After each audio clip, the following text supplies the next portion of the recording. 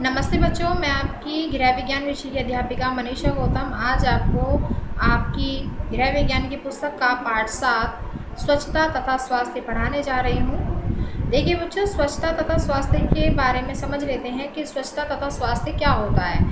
स्वच्छता से मतलब होता है साफ सफाई रखना।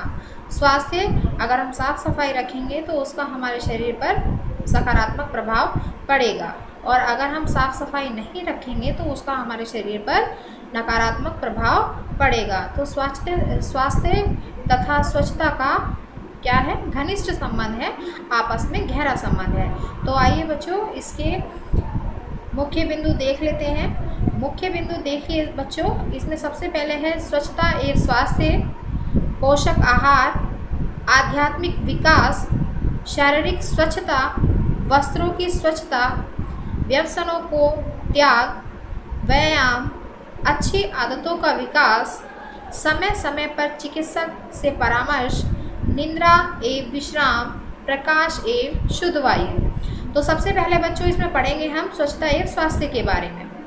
अच्छे स्वास्थ्य से मनुष्य का जीवन सुखी एवं आनंद में रहता है। मनुष्य स्वयं तो सुखी रहता ही है, दूसरों को भी सुख पहुंचाता है। अच्छे स्वास्थ्य एवं शारीरिक स्वच्छता का घनिष्ठ संबंध है। देखिए बच्चों, अच्छे स्वास्थ्य का प्रभाव हमारे मस्तिष्क पर भी पड़ता है। अगर हमारा अच्छा स्वास्थ्य होगा, शरीर रोगों से मुक्त रहेगा, तो हमारा मस्तिष्क भी अच्छे से कार्य करेगा, मन प्रसन्न रहेगा और दूसरों को भी यह प्रसन्नता देता रहेगा। क्योंकि अगर हमारा शरीर स्वस्थ है तो हम दूसरों की सहायता करने में भी कभी पीछे नहीं हटते हैं, प्रत्येक कार्य करने के लिए हम तत्पर रहते हैं। तो शारीरिक स्वच्छता का किस पर प्रभाव पड़ता है, अन्य व्यक्ति पर भी पड़ता है। अच्छे स्वास्थ्य के लिए स्वच्छ पर्यावरण एवं पोषक आहार के साथ साथ शरीर के प्रत्येक अंगों की स्वच्छता, वस्त्रों की स्वच्छता, व्यायाम तथा विश्राम अति आवश्यक है। तो देखिए बच्चों, अच्छे स्वास्थ्य के लिए स्वच्छ पर्यावरण, देखिए ये हम सभी जानते हैं कि हम जहाँ पर रहते हैं वहाँ का वातावरण स्वच्छ होना बहुत ज़रूरी होता है। क्यों ज़रूरी होता है? क्योंकि एक व्यक्ति को अपना जीवन यापन करने के लिए एक अच्छे पर्यावरण की आवश्यकता होती है। अगर वह स्वच्छ पर्यावरण में रहेगा तो वह विभिन्न प्रकार के रोगों से मुक्त रहेगा और अपने परिवार को भी बचाए रखेगा। और पोषक आहार देखिए बच्चों, जो भी हम अपनी दिनचर्या में खाते हैं, जो भी हम दैनिक रूप से खाते हैं, अपना खान पान का विशेष ध्यान भी प्रत्येक व्यक्ति को रखना चाहिए। क्या वह खा रहे हैं, क्या उन्हें नहीं खाना चाहिए, तो इसका भी ध्यान उन्हें रखना चाहिए। अगर हम फास्ट फूड खा रहे हैं तो उसका हमारे शरीर पर नकारात्मक प्रभाव पड़ेगा, और उसकी जगह ही अगर हम संतुलित आहार ले रहे हैं तो उसका हमारे शरीर पर अलग प्रभाव पड़ेगा। तो खान पान का भी असर हमारे स्वास्थ्य पर बहुत पड़ता है। इसके साथ बच्चों क्या है, इसके साथ साथ जो है व्यक्ति को अपने प्रत्येक अंगों की स्वच्छता का भी ध्यान रखना चाहिए। प्रत्येक अंग कैसे? जैसे हमारे नाक है, कान है ना, बाल हैं, है ना, दांत हैं, तो इनकी स्वच्छता का भी हमें विशेष रूप से ध्यान रखना चाहिए। वस्त्रों की स्वच्छता, देखिए बच्चों यहाँ पर वस्त्रों की स्वच्छता आई है। वस्त्रों की स्वच्छता, तो वस्त्रों की स्वच्छता का भी व्यक्ति को ध्यान रखना चाहिए, क्योंकि वस्त्रों से ही व्यक्ति का व्यक्तित्व झलकता है। अगर वह साफ सुथरे कपड़े पहनेगा, अच्छे कपड़े पहनेगा, रंगों का चुनाव अच्छे से करेगा वस्त्रों का, तो वह अच्छा व्यक्तित्व वाला इंसान लगेगा। और अगर वह भद्दे वस्त्र पहनेगा, गंदे वस्त्र पहनेगा, तो उसका शरीर पर अलग प्रभाव पड़ेगा। तो क्या है, तो वस्त्रों की स्वच्छता का भी बहुत ध्यान रखना चाहिए। व्यायाम तथा विश्राम अति आवश्यक है। देखिए प्रतिदिन हम कितने कार्य करते हैं और उन कार्यों को करके हमारे शरीर में क्या होती है, थकान उत्पन्न हो जाती है, और उस थकान को दूर करने के लिए विश्राम की आवश्यकता होती है। तो व्यायाम और विश्राम भी हमें नियमित रूप से करना चाहिए। अब आता है बच्चों, जैसे पूर्व रूप से स्वस्थ रहने के लिए निम्न नियमों का पालन करना चाहिए। कौन कौन से नियम हैं बच्चों, देख लेते हैं। शारीरिक स्वच्छता का विशेष ध्यान रखना चाहिए। व्यायाम, प्रतिदिन हमें व्यायाम करते रहना चाहिए। निद्रा एवं विश्राम, हमें कार्य करने के साथ साथ निद्रा और विश्राम का भी विशेष रूप से ध्यान रखना चाहिए। पोषक आहार जो हम खा रहे हैं, क्या हम दैनिक रूटीन में अपना रहे हैं, क्या खा रहे हैं, कैसा खाना चाहिए, अच्छा खाना चाहिए, बुरा खाना चाहिए, तो इसकी समझ भी व्यक्ति को होनी चाहिए, तभी वह स्वस्थ रह सकता है। वस्त्रों की स्वच्छता जैसे मैंने अभी आपको बताया कि वस्त्रों की स्वच्छता का व्यक्ति के व्यक्तित्व पर बहुत असर पड़ता है। तो वस्त्रों को साफ सुथरा रखना चाहिए, तभी उन्हें धारण करना चाहिए। अच्छी आदतों का विकास, देखिए बच्चों, अच्छी आदतों को अपनाना चाहिए, जैसे दूसरों का सम्मान करना, अच्छा व्यवहार करना, प्रेम व सहानुभूतिपूर्ण आचरण करना। तो यह सभी क्या होती हैं, अच्छी आदतें होती हैं जो स्वस्थ रहने के लिए बहुत आवश्यक होती है। गुस्सा ना करना, क्योंकि क्रोध का भी, अगर हम क्रोध करते हैं तो उसका भी हमारे शरीर पर नकारात्मक प्रभाव पड़ता है। प्रकाश एवं शुद्ध वायु। प्रकाश, देखिए बच्चों, अगर हम प्रकाश की, जो प्रकाश है, प्रकाश से क्या होता है, हमें विटामिन डी प्राप्त होता है। और अगर हम सूर्य का प्रकाश नहीं ग्रहण करेंगे तो हमें विटामिन डी पर्याप्त मात्रा में नहीं मिलेगा, जिसके कारण क्या हो जाता है, सूखे रोग की संभावना बढ़ जाती है। इसलिए प्रकाश और शुद्ध वायु भी व्यक्ति को ग्रहण करना चाहिए। आध्यात्मिक विकास क्या होता है बच्चों? आध्यात्मिक विकास होता है कि अपने अंदर आत्मा को शुद्ध करना। आपके जो मन में गलत विचार चलते रहते हैं कि हमारे साथ उस व्यक्ति ने बुरा किया है तो हमें भी उस व्यक्ति के साथ बुरा करना चाहिए। किसी व्यक्ति ने आपके साथ क्रोध से बात की है तो हमें भी क्रोध में ही बात करनी चाहिए। तो ऐसा ना करके अपने मन को शांत रखना चाहिए, ईश्वर के प्रति आस्था रखनी चाहिए, परमात्मा के प्रति आस्था रखनी चाहिए और आध्यात्मिक विकास करते रहना चाहिए। व्यसनों का त्याग, यानी कि जो हमारे शरीर को नकारात्मक प्रभाव से प्रभावित करती हैं, ऐसी बुरी आदतों का हमें त्याग कर देना चाहिए। बुरी आदतें कौन सी होती हैं? बहुत से व्यक्ति जो हैं शराब का सेवन करते हैं, गुटखों का सेवन करते हैं, ठीक है। तो यह सब आदतें बहुत ही बेकार होती हैं और ऐसी आदतों का हमें क्या करना चाहिए? त्याग कर देना चाहिए। समय समय पर चिकित्सक से परामर्श लेना। देखिए बच्चों, जो भी हम कार्य करते हैं जो हमारे शरीर से संबंधित हो, वह बिना चिकित्सक के परामर्श के नहीं करना चाहिए। चाहे वह दवाई लेनी हो, चाहे वह खान पान की व्यवस्था हो या किसी भी तरह की हो, तो बिना चिकित्सक की परामर्श के कोई भी कार्य हमें नहीं करना चाहिए। अब आता है बच्चों शारीरिक स्वच्छता। शारीरिक स्वच्छता पढ़ते हैं। देखो बच्चों, शारीरिक स्वच्छता से प्रफुल्लता एवं स्फूर्ति बनी रहती है, प्रत्येक कार्य प्रसन्नतापूर्वक होता है। इसीलिए सभी को नियम पूर्वक शारीरिक स्वच्छता का ध्यान रखना चाहिए। प्रतिदिन प्रातः उठकर शौच एवं स्नान आदि क्रियाओं से निपटकर स्वच्छ वस्त्र धारण करना चाहिए। अपने बालों, त्वचा, दांतों, आँखों, कानों एवं नाखूनों की सफाई नियम से करनी चाहिए। तो देखिए बच्चों, शारीरिक स्वच्छता से प्रफुल्लता एवं स्फूर्ति बनी रहती है। जो व्यक्ति रोगों से मुक्त रहते हैं, जो स्वस्थ रहते हैं, उनको आपने कभी देखा होगा कि उनकी शरीर की जो कदकाठी है वह अलग ही होती है और उनका मन प्रसन्न सदैव ही रहता है और वह हर कार्य को करने के लिए तत्पर रहते हैं। तो किसी भी कार्य को करने के लिए क्या होना चाहिए? मन में उत्साह होना चाहिए, प्रसन्नता होनी चाहिए।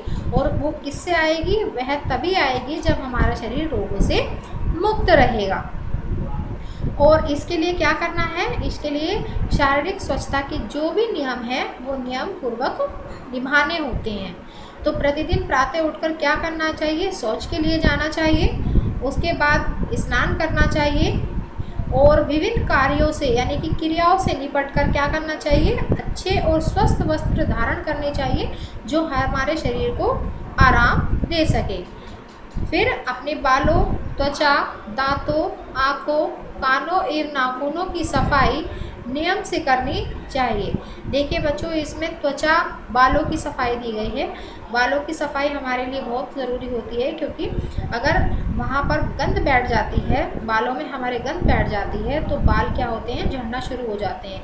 और एक बार जब बाल झड़ना शुरू हो जाते हैं तो वो हमारी शारीरिक सुंदरता को कम कर देते हैं। तो बालों को हमें विशेष रूप से साफ रखना चाहिए। त्वचा का ध्यान रखना चाहिए, है ना, अपनी स्किन को अच्छा रखना चाहिए। क्या हमारे लिए अच्छा है, क्या हमारे लिए बुरा है, इसकी समझ एक व्यक्ति को होनी चाहिए। दांतों की सफाई, देखिए बच्चों, दांतों की सफाई के इसमें बारे में बताया है कि दांतों की सफाई करना चाहिए। दांतों की सफाई क्यों आवश्यक है?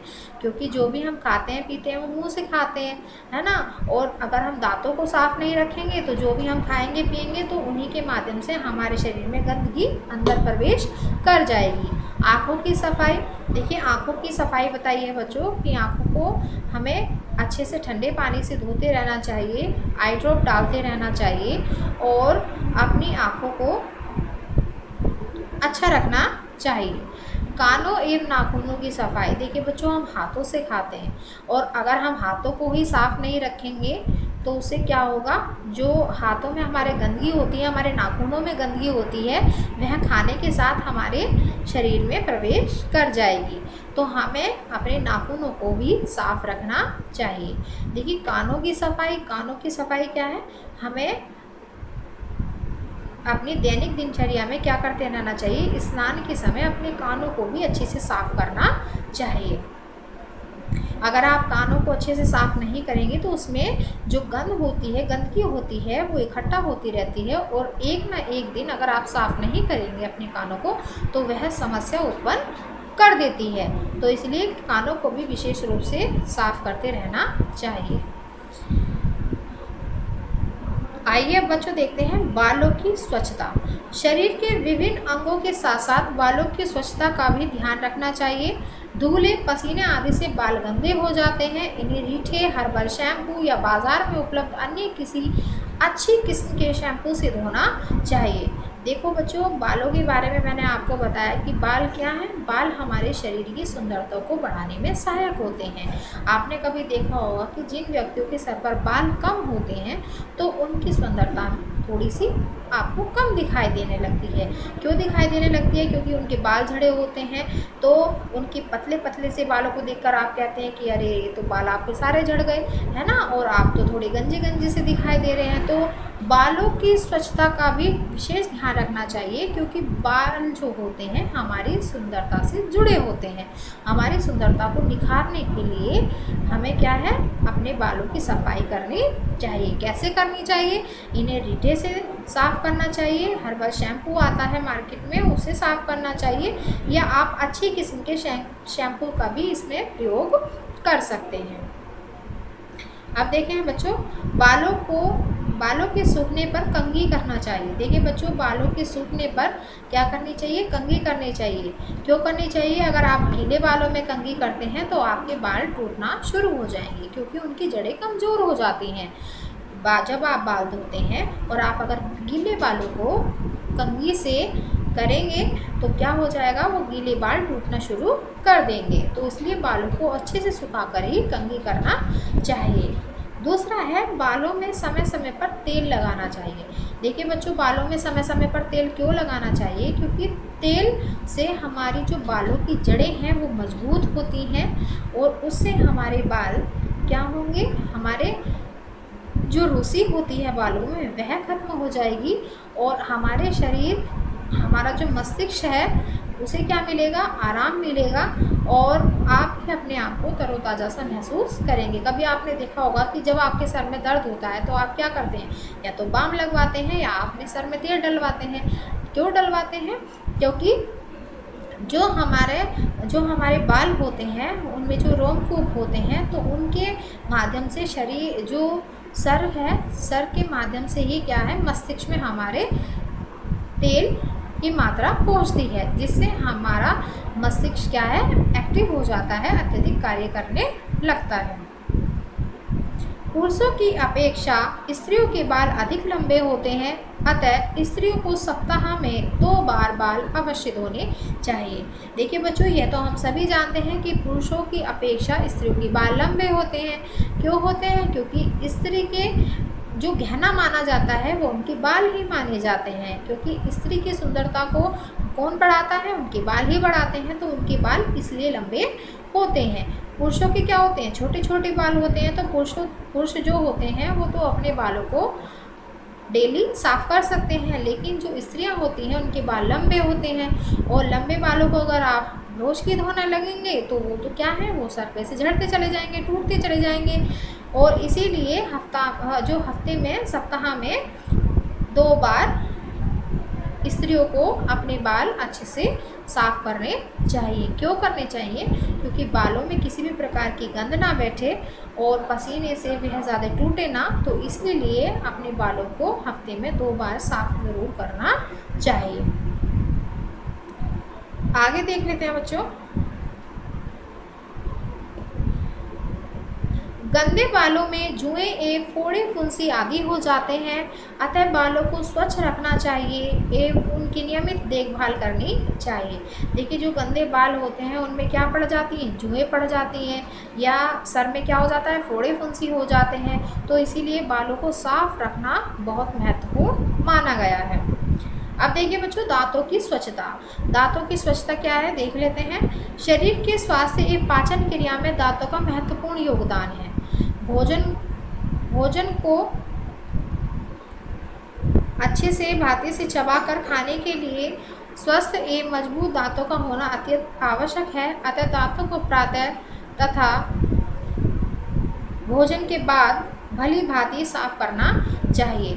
देखिए, शरीर के स्वस्थ रहने का सबसे मेन कारण क्या है, दांत ही हैं। अगर हम अपने, इंसान खाता किससे है, इंसान मुख से खाता है। मुख में क्या पाए जाते हैं, दांत पाए जाते हैं। और अगर हम अच्छे से अपने दांतों को साफ नहीं करेंगे तो जो भी हम भोजन ग्रहण करेंगे तो उसके माध्यम से क्या होगा, हमारे पेट में जो है वह बैक्टीरिया जो है वह चले जाएंगे और वह क्या करेंगे, हमारी पाचन क्रिया को प्रभावित करेंगे। पाचन क्रिया को प्रभावित करेंगे तो व्यक्ति क्या है, अनेक बीमारियों से ग्रस्त हो जाएगा। तो सबसे जो मेन है वह है दांतों की स्वच्छता। तो व्यक्ति को दांतों की स्वच्छता पर विशेष रूप से ध्यान देना चाहिए। भोजन करने के बाद, जब आप शाम को डिनर करने के बाद सोते हैं और अच्छी चीज़ें भी खाते होंगे और आप कुछ मीठा भी ज़रूर लेते होंगे, तो उसके बाद हमें क्या करना चाहिए, उसके बाद हमें ब्रश करके ही सोना चाहिए। क्योंकि पूरी रात क्या है, जब हम विश्राम करते हैं तो वह बैक्टीरिया भी अपना कार्य करते रहते हैं, जिससे वह हमारे दांतों को नुकसान पहुंचा सकते हैं। तो हमें क्या करना चाहिए, अपने दांतों को अच्छी तरह से साफ करना चाहिए। कोई भी अच्छा मंजन या टूथपेस्ट लेकर ब्रश से दांतों को अच्छी तरह साफ करना चाहिए। नीम की दांतों की सफाई के लिए उत्तम है। देखिए, कोई भी अच्छा मंजन मार्केट में से लीजिए और जिसके भी दांत खराब हैं तो उस पर वह मंजन या टूथपेस्ट प्रयोग करना चाहिए। क्यों करना चाहिए? क्योंकि देखिए, दांतों की सफाई, मैंने अभी आपको बताया कि दांतों की सफाई हमारे शरीर के लिए कितनी आवश्यक है। क्योंकि अगर हम दांत साफ नहीं करेंगे तो इससे हमारी पाचन क्रिया प्रभावित हो जाएगी। तो मार्केट में बहुत सारे ऐसे टूथपेस्ट हैं या मंजन हैं जो हमारे दांतों की रक्षा करने में सहायक होते हैं। और अगर आप वह भी यूज़ नहीं करते हैं तो नीम की जो दातुन होती हैं, जो लकड़ियाँ होती हैं, जो बहुत ही सॉफ्ट सी होती हैं, तो उससे भी आप दातुन कर सकते हैं। क्योंकि जो नीम होता है वो कड़वा होता है और अगर हम उसका अपने दांतों पर प्रयोग करेंगे तो हमें किसी भी प्रकार के दांतों की बीमारियों से ग्रस्त नहीं होंगे। अगला है बच्चों, देखिए, ब्रश करने के बाद मसूड़ों की उंगली से मालिश करनी चाहिए। देखिए बच्चों, इसमें एक बहुत ही ज़्यादा महत्वपूर्ण टॉपिक ये भी है कि बहुत सारे जो बच्चे हैं वो ब्रश काफ़ी समय तक करते रहते हैं, घिसते रहते हैं। उससे क्या होता है, उससे जो हमारे मसूड़े होते हैं वो कमज़ोर होने लगते हैं, हमारे दांत कमज़ोर होने लगते हैं, है ना। तो हमें क्या करना चाहिए, हमें ब्रश के साथ साथ क्या करनी चाहिए, हमें ब्रश के साथ साथ अपने मसूड़ों की भी मालिश करनी चाहिए। कैसे मालिश करनी चाहिए? उंगली से करनी चाहिए। धीरे धीरे अपने मसूड़ों की भी मालिश करनी चाहिए, जिससे हमारे दांत अच्छे से टिके रहें। दांतों की सफाई के साथ जीभ की भी सफाई करनी चाहिए। देखिए बच्चों, दांतों की सफाई के साथ साथ क्या करनी चाहिए, हमें अपनी जीभ की भी सफाई करनी चाहिए। क्यों? क्योंकि जो भी हम खाते हैं पीते हैं उसका प्रभाव तो जीभ पर भी पड़ता है, उसकी गंध तो जीभ पर भी रह जाती है। तो जीभ को भी हमें अच्छी तरीके से साफ करना चाहिए। दांतों की नियमित सफाई न करने पर पायरिया और कैरीज नामक रोग हो जाता है। देखिए पायरिया क्या होता है, पायरिया से क्या होता है, दांत पीले पड़ जाते हैं, गंदे से दिखाई देने लगते हैं और मुख से क्या आती है, बदबू आने लगती है, इसे कहते हैं पायरिया रोग। और कभी कभी तो दांतों में रक्त भी देखने के लिए मिलता है।